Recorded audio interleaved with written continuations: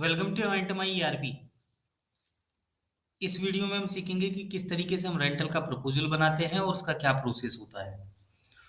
तो जो भी कंपनी रेंटल का बिजनेस करती है, तो बिजनेस करने के लिए जो भी कस्टमर का अगर रिक्वायरमेंट रहता है, तो सबसे पहले हमें उनको प्रपोजल देना होता है कि हम कितना रेंटल चार्ज करने वाले हैं। तो वो रेंटल का प्रपोजल बनाने के लिए हमें सीआरएम सेल्स पे आना रहता है लेफ्ट हैंड साइड में, और कोटेशन पे क्लिक करना रहता है। जैसे मैं कोटेशन पे क्लिक करता हूँ, यहाँ पे मल्टीपल टैब्स ओपन होंगे और राइट हैंड साइड पे जहां पे प्लस पे क्लिक करूंगा, यहाँ पे जितने टाइप के ईआरपी बिजनेस मैनेज करता है उतने टाइप के कोटेशन आपको दिखाई देंगे। सो सेल्स है, रेंटल है, एएमसी है, एमपीएस है, एएसपी है, विजिट यूनिट। सो रेंटल का हम कोटेशन दे रहे हैं, तो जैसे ही मैं रेंटल पे क्लिक करता हूँ, यहाँ पे रेंटल कोटेशन फॉर्म ओपन होता है, जिसके अंदर अगर हमारी कंपनी का अगर मल्टी ब्रांच ऑन है तो हम यहाँ पे मल्टी ब्रांच सेलेक्ट कर सकते हैं, और मल्टी लोकेशन ऑन है तो मल्टी लोकेशन सेलेक्ट कर सकते हैं। अगर दोनों ऑफ है तो आपको ये दोनों पैरामीटर नहीं पूछेगा, डायरेक्टली आप कस्टमर का नाम सेलेक्ट कर सकते हैं। जैसे ही आपने यहाँ पे कस्टमर का नाम डाला, कस्टमर ड्रॉप डाउन भी दिखाई देगा। अगर नहीं है वो कस्टमर, तो हम प्लस पे क्लिक करके उसको क्रिएट कर सकते हैं। देन कोटेशन किसकी आईडी से क्रिएट हो रहा है, ब्रांच कौन सी ब्रांच के अंदर हम कोटेशन दे रहे हैं वो सेलेक्ट कर सकते हैं। देन कस्टमर, कौन से कस्टमर से हमारी बात चल रही है उसका नाम। यहाँ पे कोटेशन डेट क्या है जो सिस्टम ऑटोमेटिकली कैप्चर करेगा। प्रपोजल फॉर स्पेसिफिक ब्रांच, किसी स्पेसिफिक ब्रांच को प्रपोजल दे रहे हैं तो यस करना है, अगर ओवरऑल प्रपोजल दे रहे हैं तो नो करेंगे। प्रपोजल का वैलिडिटी कितना रहेगा, सपोर्ट टाइप कैसा रहेगा, ऑन साइड रहेगा कि ऑफ साइड रहेगा। तो अगर रेंटल पे जो हमने डिवाइस दी है, जो हमारी प्रॉपर्टी है, तो हम उनको ऑन साइड सर्विस सपोर्ट देते हैं। सपोर्ट फ्रॉम, सपोर्ट कौन देगा, वेंडर देगा, ओईएम देगा, या फिर आपकी कंपनी देगी, वो आप यहाँ पे सेलेक्ट कर सकते हैं। प्रिवेंटिव मेंटेनेंस एप्लीकेबल है तो एप्लीकेबल, नॉट एप्लीकेबल है तो नॉट एप्लीकेबल। एप्लीकेबल है तो कब कब हमें पीएम देना है वो सेलेक्ट कर सकते हैं। टैक्सेशन क्या रहने वाला है वो सेलेक्ट कर सकते हैं। यहाँ पे डिलीवरी टाइप, जो डिलीवरी देनी है वो कहाँ पे देनी है। ओपन ऑर्डर है कि जहाँ पे भी कस्टमर मांगेगा वहां पे हमें उसको डिलीवरी देनी है, या फिर फिक्स लोकेशन है। तो इस दोनों में जो भी रहेगा वो हम सेलेक्ट कर सकते हैं। यहाँ पे डिवाइस ओनर, तो रेंटल के अंदर प्रॉपर्टी आपकी ही रहेगी, कस्टमर की प्रॉपर्टी नहीं होगी। तो यहाँ पे आप अपनी कंपनी का नाम सेलेक्ट करेंगे।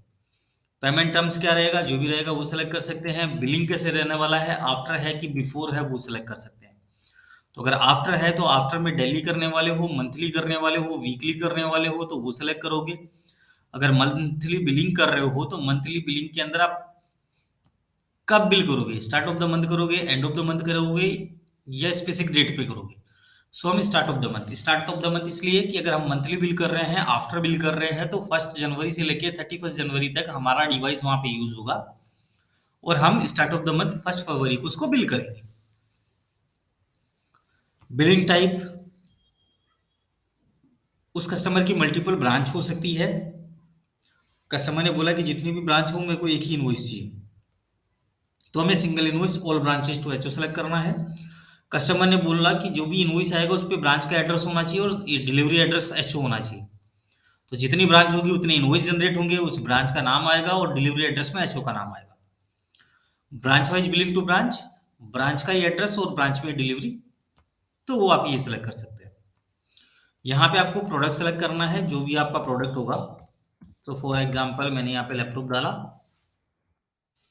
एक लैपटॉप है 1000 लैपटॉप। यहाँ पे अगर मैंने प्रोडक्ट के टाइम पे डिस्क्रिप्शन डाला हो तो डिस्क्रिप्शन दिखाई देगी, कितनी क्वांटिटी, कितने मंथ या ईयर के लिए या डे के लिए हमारा वो कोटेशन है, या ड्यूरेशन है रेंटल का, रेंटल चार्जेस क्या रहेगा। तो मैंने यहाँ पे डाल दिया 3000 रेंटल, प्रिवेंटिव मेंटेनेंस एप्लीकेबल है। तो आपने अगर मास्टर में क्रिएट किया हुआ है तो आप यहाँ पे सेलेक्ट कर सकते हैं। जैसे ही आपने प्लस पे क्लिक किया, ये आपका लाइन आइटम नीचे आ गया। इसके अलावा आपको कोई प्रोडक्ट ऐड करना है तो आप यहाँ पे ऐड कर सकते हैं, आप मल्टीपल प्रोडक्ट ऐड कर सकते हैं। देन यहाँ पे आपका प्राइस हो गया, प्राइस होने के बाद में जीएसटी डिटेल हो गया। जीएसटी डिटेल के बाद में आपको इंटरनल नोट डालना है, कस्टमर से रिलेटेड नोट डालना है, एनेक्सर कुछ डालना है, टर्म्स एंड कंडीशन डालना है, तो आप डाल सकते हैं। जैसे ही आपने इसको सेव किया, ये आपका कोटेशन बन गया। और जब भी आपकी डिवाइस आउट होगी, तो फॉर एग्जांपल आपकी डिवाइस 15 तारीख को आउट हो रही है, तो आपने बिलिंग इफेक्टिव डेट वहां पे डाल दिया 15 तारीख, तो नेक्स्ट 1 तारीख को आपका ये बिल जनरेट होगा 15 दिन का। फिर जो नेक्स्ट साइकिल होगा, उस नेक्स्ट साइकिल के अंदर आपका जो बिल जनरेट होगा वो होगा 1 महीने का। तो जो भी हमने रेंटल का प्रपोजल बनाया है उसका फॉर्मेट ये है, इस तरीके से आप देख सकते हैं। यहाँ पे आपकी कंपनी का लोगो एंड डिटेल दिखाई देगा, यहाँ पे कस्टमर का लोगो एंड डिटेल, अगर लोगो अपलोड किया हुआ है तो कस्टमर का जो भी पैरामीटर हमने सेलेक्ट किया है वो दिखाई देगा। यहाँ पे प्रोडक्ट, उसका डिस्क्रिप्शन, एचएसएन कोड, कितना चार्जेस है, वो सब कुछ यहाँ पे दिखाई देगा। तो इस तरीके से आप एंट माई ईआरपी पे रेंटल का बिजनेस मैनेज कर सकते हैं, रेंटल का प्रपोजल दे सकते हैं कस्टमर को और उसका प्रोसेस फॉलो कर सकते हैं। थैंक यू ये वीडियो देखने के लिए। प्लीज इस वीडियो को लाइक कीजिए, सब्सक्राइब कीजिए, शेयर कीजिए। Thank you.